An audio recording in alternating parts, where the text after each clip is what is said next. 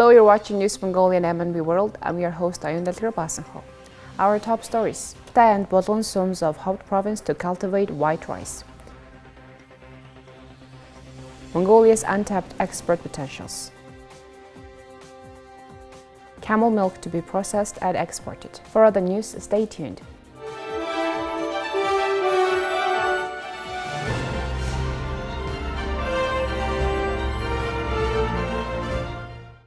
Our first story.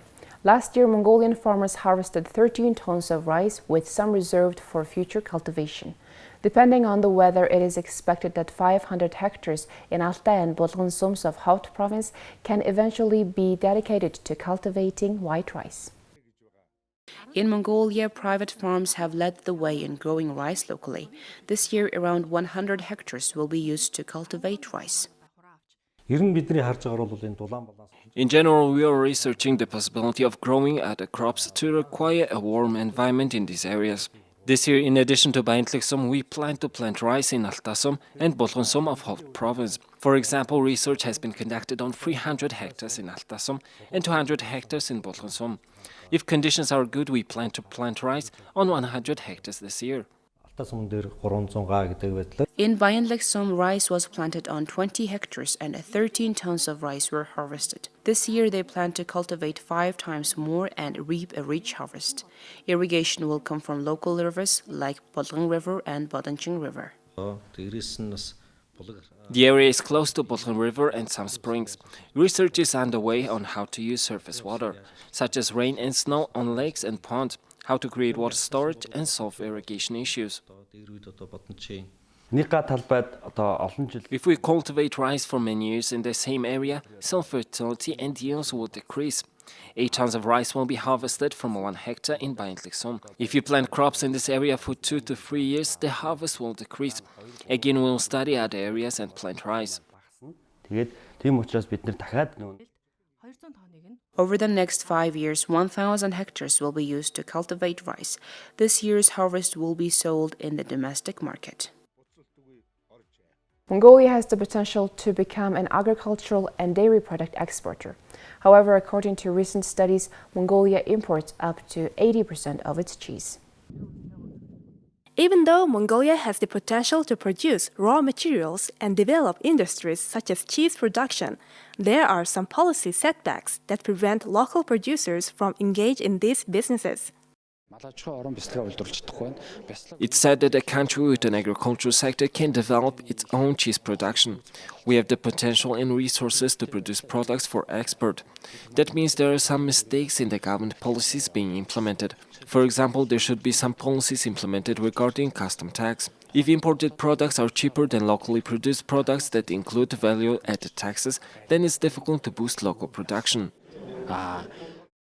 Experts note that if policies are designed to protect local producers and create local market demand, local producers will get the boost they need to create less expensive, high-quality products. This kind of policy support would not only create new jobs, but would also allow SMEs to expand their business and benefit from soft loans from SMEs.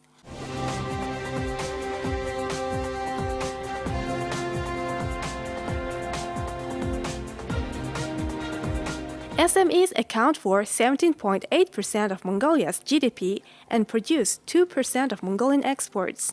Although some local producers are benefiting from soft loan programs, there is also a need to protect the local market. Experts note that in order to protect the country's domestic market, some limits should be placed on imported goods.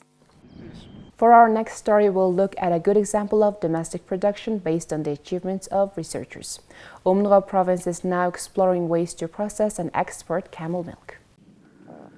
Adia Jargal, a camel herder in Mongolia province, has traveled 200 kilometers to the province center to sell some camel milk. Adia Jargal has over 100 camels, and she and her family sell camel milk and camel milk products collected from their 20 cows. Mongolia residents sell 1 liter of hormuk, fermented camel's milk, for 9 to 10,000 Mongolian tigers. With hormuk selling at this price, camel milk sales have helped to improve their livelihood significantly. Adjijirgal says that it is important to find ways to process the milk locally within the soum. In winter, we only produce fermented milk. In warmer seasons, we make curd and other dairy products. It would be great if we could sell those products regularly without having to travel to long distances. Many camel herders are selling their milk and milk products through direct sales in small quantities. Research shows that using innovative processing could double or triple the profits they're making from their milk. Researchers at the Mongolian Academy of Sciences have introduced a way to make powdered camel milk based on experiments conducted since 2015. As camel milk is considered a healthy beverage, new camel milk products are expected to have a strong sales potential.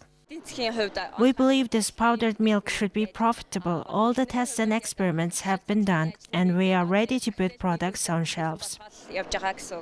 The first steps are being taken to make Omnro province a livestock-based production region, starting with the opening of a 2.5 billion Mongolian tigers camel milk processing factory by 2024. With our technology, we are producing 800 grams to 1 kilogram of powdered milk from 10 liters of camel milk. The factory is expected to recover the initial investment and yield profits in the future. According to the figures from the Ministry of Food, Agriculture and Light Industry, the country has the capacity to process 470,000 tons of milk per year. However, only 30% of the milk produced domestically is being processed. According to our plan for the province, we are working to develop small and medium enterprises in every soum in Omnro province. In doing so, we are striving to make use of innovations and new technology.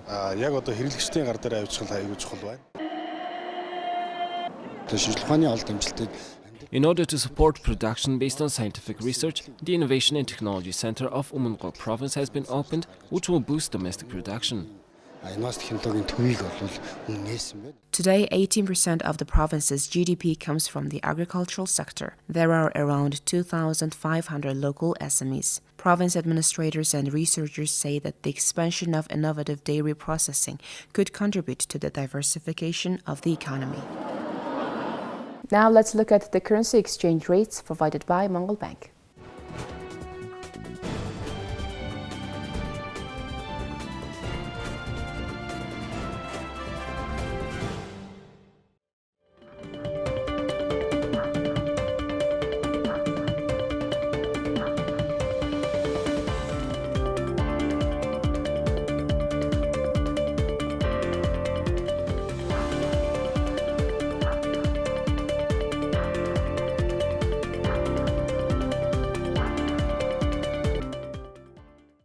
In Bayındırlık Somtu province, 95 kilometers from Ulaanbaatar, is the country's first dairy cluster farm.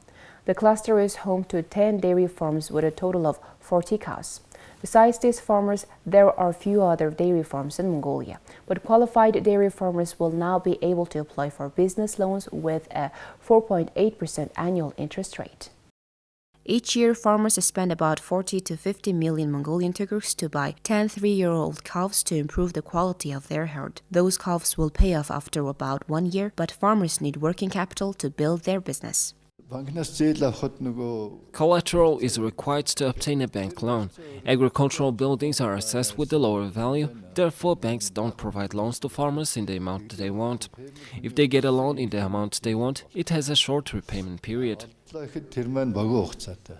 Mongol Dairy Company, the Mongolian Dairy Association, and Investcorp Non-Banking Financial Institution GSC have signed a memorandum of understanding to provide loans to dairy farmers at 4.8% interest per annum.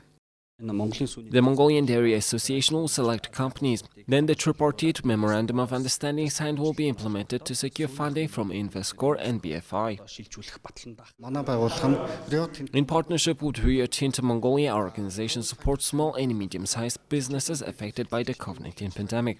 We started providing soft loans to increase their benefits.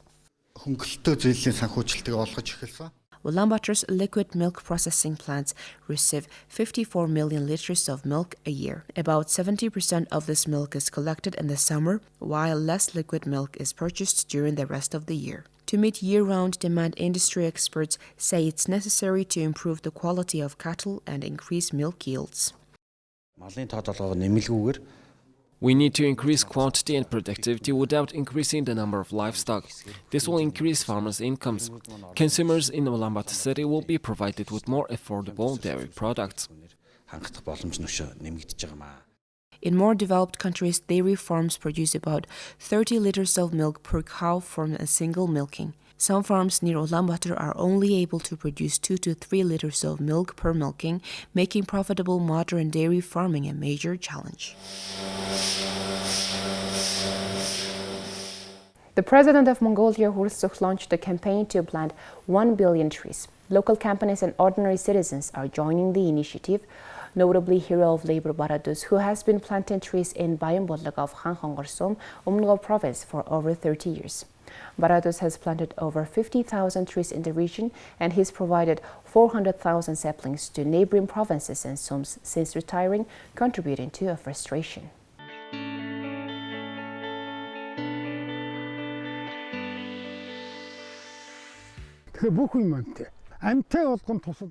A tree supports all living things. I feel immense joy when I see a sapling is growing out in the ground. How big are the first trees you grew? Here they are. I planted the seeds in May 1993. This is now a 150-meter row of elm trees I planted back then. I first came here in spring on March 21st. I built a 4-wall gear here and started planting trees by spring. You can see a lot of springs like this in the Gobi. Where is the start of the spring? The start is over there, right there. This is a wonderful spring, a mineral spring. Locals love the spring. I would say there's no place in Mongol province where trees can grow. It just depends on your efforts. Gobi trees are enduring. With the right watering and care, cottonwoods and tamarisks can even grow up to 1 meter and 30 or 40 centimeters a year. There are around 6 to 7 types of fruit and berry trees growing. I have around 200 seepak thorns, around 160 blackcurrant bushes, and over 100 apple trees. Now the trees are growing on their own. There's a very thick forest that you can't even go through easily. No one has forced me to plant trees. I'm doing it voluntarily so I don't find it tiring. I haven't felt any anger or many negative feelings for the 30 years that I've lived here. I've never said a single swear word, and being here makes me feel calm and satisfied. He leaves home for his trees very early in the morning and works hard until late at night. We have witnessed how hard he's worked for decades to create this land. In the framework of the implementation of the President's 1 billion tree campaign, Umngo province plans to plant 70 million trees. We appreciate Barados's forest growth and expect it to help us achieve our goal. Barados is an example of what great things one person can do. With great effort and dedication, one person's efforts can contribute to reducing deforestation. The only way to stop deforestation is to plant trees. The center of Umngo used to experience a drought every 3 or 5 years. Now it's been 12 or 13 years since the center saw its last drought. This tells me that drought is preventable. The most important thing is to educate kids starting in kindergarten. Every child should grow up knowing about and having an interest in nature. That's what the Ministry of Environment focuses on the most. If you want to live happily, then plant a tree.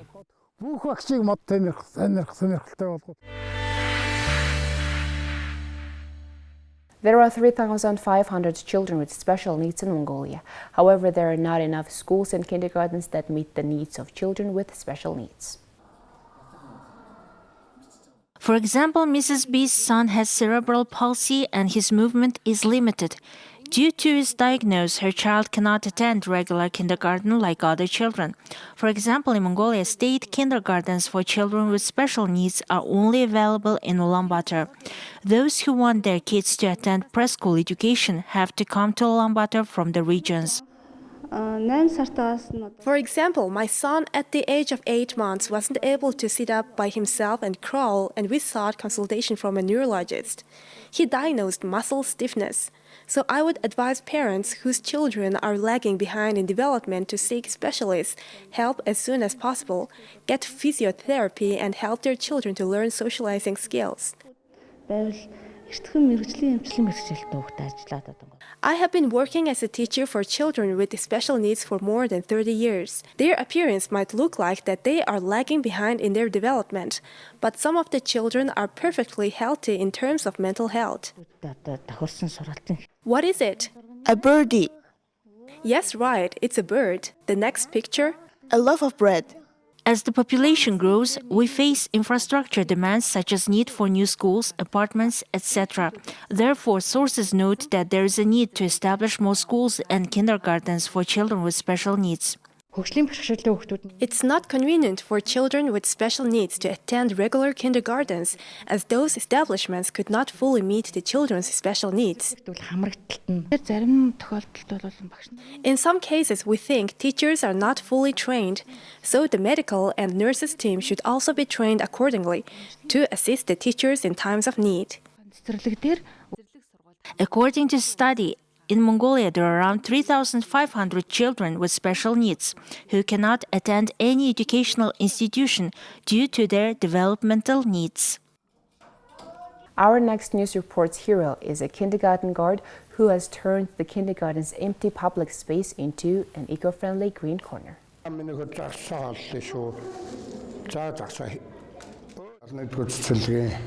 I'm working as a security guard at kindergarten number 71 for my 4th year. I turned this area into a green corner to teach children about green nature and animals.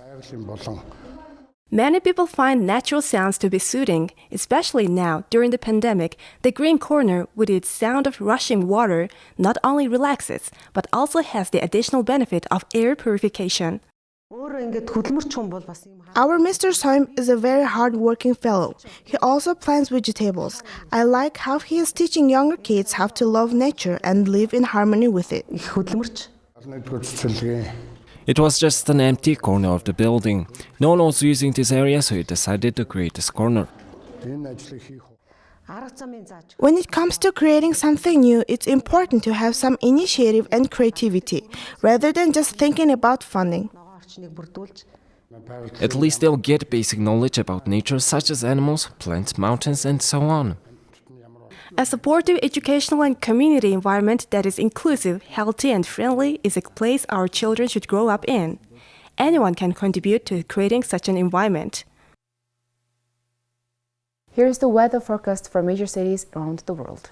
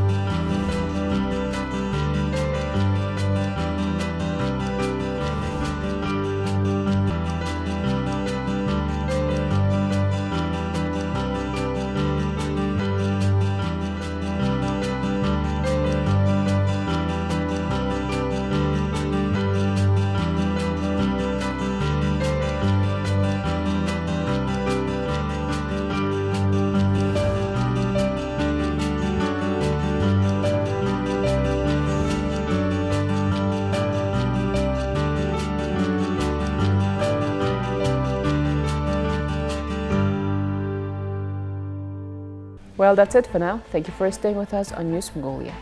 See you until next time. Goodbye.